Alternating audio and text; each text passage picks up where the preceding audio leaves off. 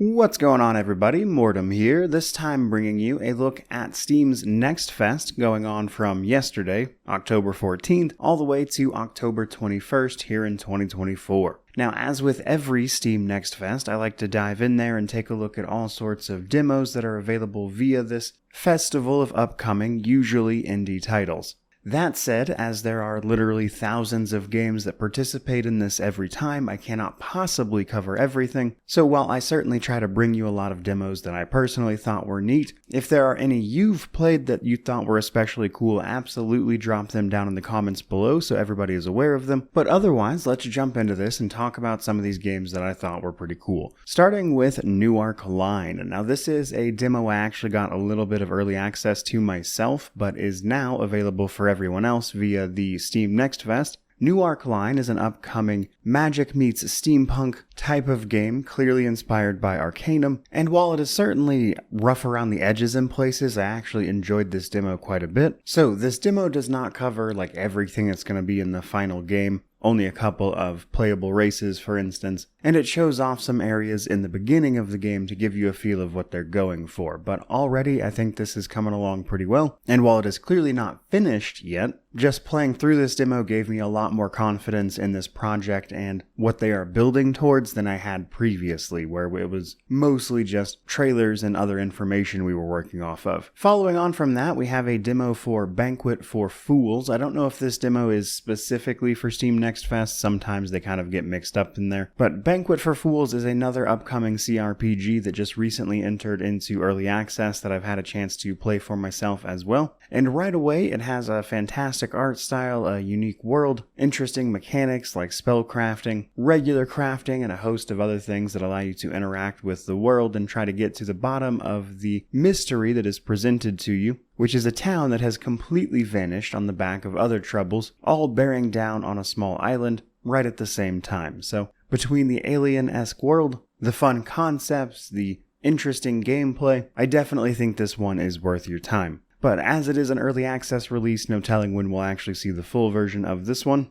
which is why you're probably better off just playing a demo and taking a look at it for yourself as of right now. Third up on the list, we then have Windblown. Windblown is a roguelite action RPG from the makers of Dead Cells. And if you are not immediately put off by the art style, which, fair enough, is not going to be for everybody, then I think there's a lot of fun to be had there, as it is a very fast-paced adventure where you're moving through a world beset by effectively a large tornado that they call the Vortex, sweeping up all of the floating islands in the land and causing untold destruction. Our job is to try to get to the eye of that storm and do some research into how we might be able to stop it, which involves taking cutesy little animals and absolutely destroying everything in your path in order to get there. But this is another game I saw that the aesthetic and art style didn't really speak to me initially, but upon playing it, I had a pretty good time with, so I would encourage you to do the same. Next up though, we then have the demo for Guild Saga, another title that just recently launched into early access, just a few days ago actually.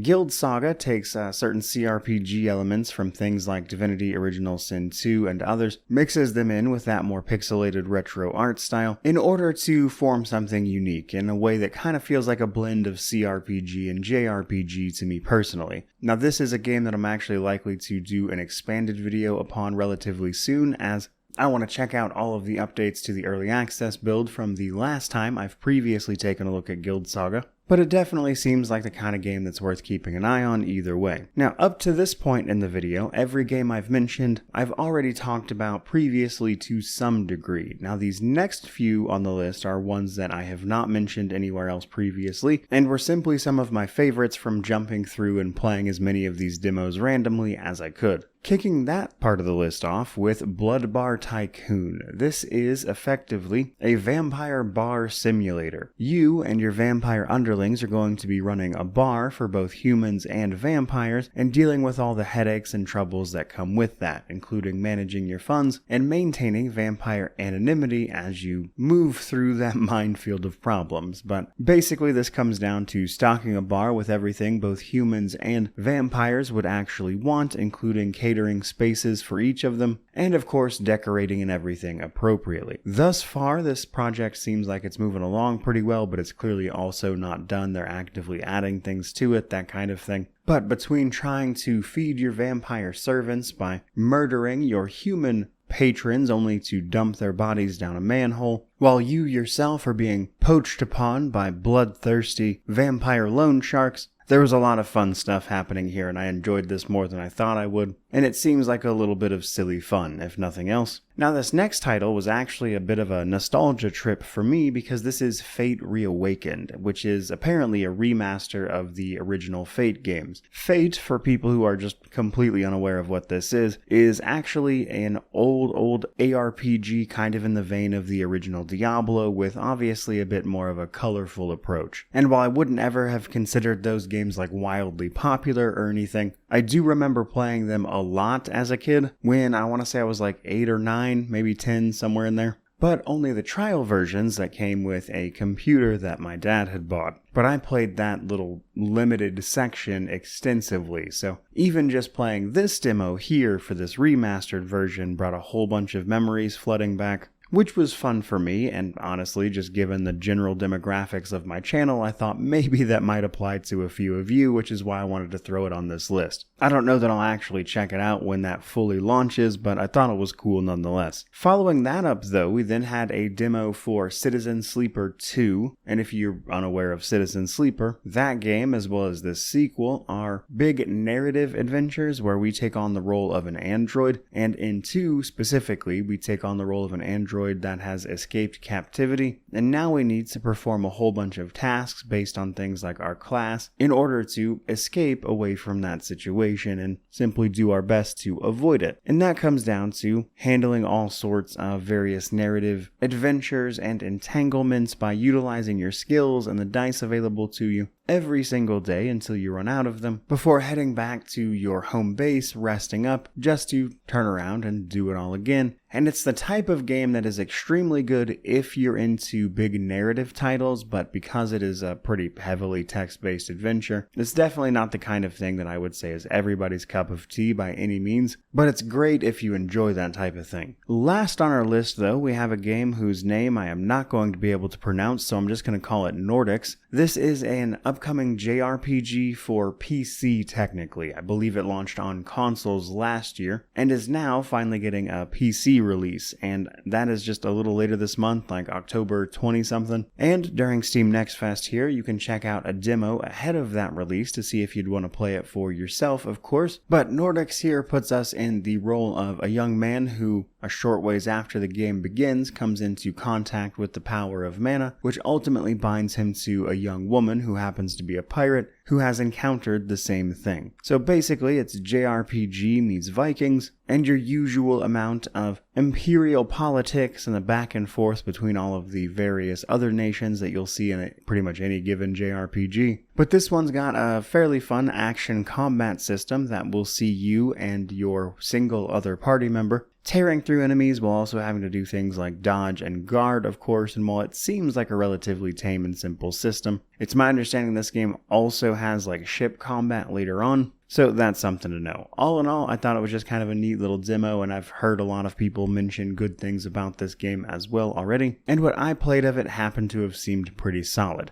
But I think that's just probably about as good a place as any to go ahead and wrap up this particular highlights video, which hopefully you found some interesting games in. But even if you didn't, I'd love to know what you played from Steam Next Fest down below. So definitely share that information so everybody else can check out those demos and see what that stuff is all about. Which of course means to like, comment, subscribe, all that YouTube jazz, but regardless of any of that, truly, just thank you so much for watching. I really do appreciate it. May you wander in wisdom and have an amazing day.